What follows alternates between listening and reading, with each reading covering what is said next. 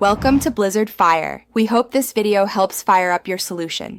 You're going to hide your background now, so sign into the team's desktop app and join a meeting. The app gives the most control. Once in the lobby or meeting, hover over your video preview and click the three dots or video settings to open background effects. Make sure your camera is on so teams can analyze the frame. This first step prepares teams to replace what's behind you and reduces processing glitches when you switch backgrounds.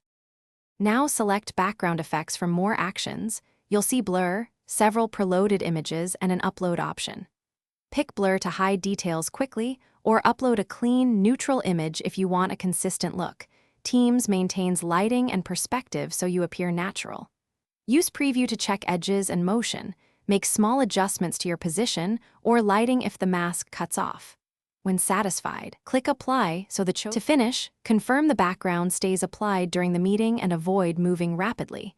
Consistent lighting helps the algorithm keep you separated from the background. If the replacement looks jagged or fails, restart Teams and try again, because temporary glitches often resolve on relaunch. Make sure you're on the desktop app and your graphics drivers are updated. These affect background processing. If problems persist, switch to blur as a fallback. It's less demanding and hides distractions reliably. Thanks for watching. If you found this helpful, don't forget to like and subscribe.